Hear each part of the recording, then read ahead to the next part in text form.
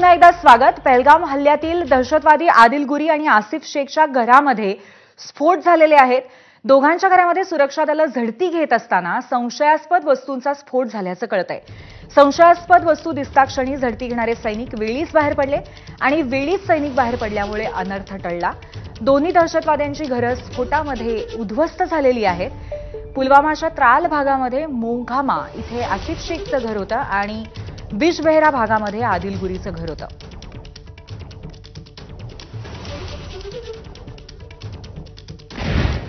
तर लष्कराच्या सर्च ऑपरेशनमध्ये 2 दहशतवाद्यांची घरं उद्ध्वस्त झालेली आहेत।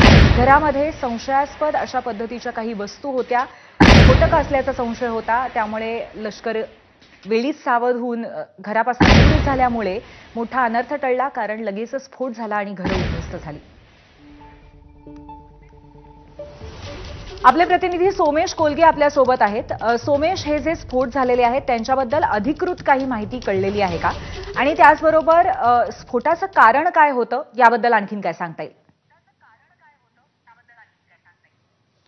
ज्यावेळी आता आपण पाहतोय की जम्मू काश्मीरच्या पहलगाम हल्ल्यानंतर खूप मोठ्या प्रमाणावर एक्सटेन्सिव्हली सर्च ऑपरेशन हे सुरक्षा दलाच्या माध्यमातून सुरू आहेत। पहलगाम परिसरामध्येही सर्च ऑपरेशन सुरू आहे आणि या सर्च ऑपरेशन दरम्यान हा जो शेख आसिफ नावाचा जो एक दहशतवादी होता, तर याच्या घराजवळ याच्या घराची झडती घेण्यासाठी म्हणून सुरक्षा दलाचे जवान पोहोचले होते असं समजते आणि त्यावेळी त्यांना काही स्फोटक सदृश्य वस्तू ही त्या घरामध्ये दिसली आणि त्यानंतर तातडीने तिथून सर्व जवान बाहेर पडले आणि लगेच त्या घरामध्ये स्फोट झाल्याचं आपल्याला कळतंय। आता हा एक बोबी ट्रॅप होता का सुरक्षा दलाच्या जवानांसाठी, तर तसाही एक संशय आणि तसाही एक अंदाज वर्तवला जातोय की कदाचित स्वाभाविक आपल्या घरी सुरक्षा दलाचे जवान झडती घेण्यासाठी पोहोचतील याचा अंदाज घेऊन दहशतवाद्यांनी तिथे अशा प्रकारे बॉम्ब ब्लास्ट होण्यासाठी म्हणून स्फोटकं ठेवली होती का, हा देखील एक प्रश्न आहे। किंवा दुसऱ्या बाजूला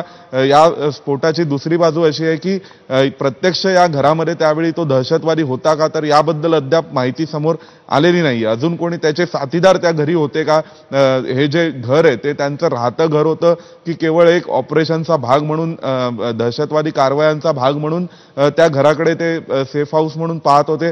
तर अशा अनेक प्रश्नांची उत्तरं अद्याप समोर यायची आहेत। आणखीन एक सर्वात महत्त्वाचा आणि तिसरा अँगल देखील या घटनेला आहे, तो आपल्याला नाकारता येणार नाही। तो म्हणजे इंटेलिजन्स ऑपरेशन्सचा भाग म्हणून किंवा ज्या पद्धतीने दहशतवाद्यांना इतर देशातील अनेक इंटेलिजन्स एजन्सीजनी संपवलेलं आहे आतापर्यंत, तर तशा पद्धतीने या दहशतवाद्याला थेट संपवण्यासाठी म्हणून असा स्फोट काही काउंटर इंटेलिजन्स ऑपरेशन्सच्या माध्यमातून किंवा इंटेलिजन्स ऑपरेशन्सच्या माध्यमातून घडवला गेला का, तर हा देखील एक प्रश्न आहे। कारण अजूनपर्यंत याविषयी अधिकृत माहिती किंवा अधिकृत वक्तव्य हे कोणत्याही सशस्त्र दलाकडून आलेलं नाही किंवा भारताच्या कुठल्याही सुरक्षा एजन्सीकडून याविषयी अधिकृतपणे कुठलीही टिप्पणी करण्यात आलेली नाहीये। त्यामुळे या तिन्ही अँगलवर विचार व्हायला हवा की तो बुबी ट्रॅप होता का किंवा खरोखरच त्या ठिकाणी कोणी दहशतवादी राहत होता आणि त्या दरम्यानच्या काळात त्या दरम्यान ही घडलेली घटना आहे, किंवा मग तिसरा अँगल जो आहे की इंटेलिजन्स ऑपरेशन्सचा भाग म्हणून ठरवून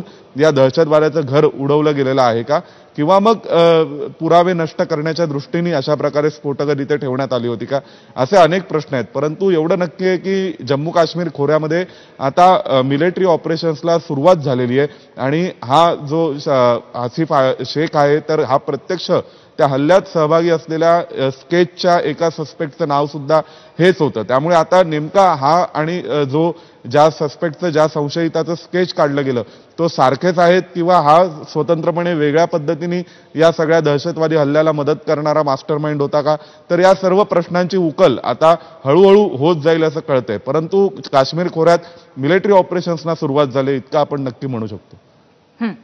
नक्कीच सोमेश, त्यामुळे आता ही लष्कराची कारवाई होती का कुठल्या तरी पद्धतीने लष्करासाठी लावण्यात आलेला सापळा होता, हे काही वेळाने जेव्हा अधिकृत माहिती होईल तेव्हा स्पष्ट होईल। धन्यवाद आपण दिलेल्या माहितीबद्दल। दरम्यान भारताच्या वायू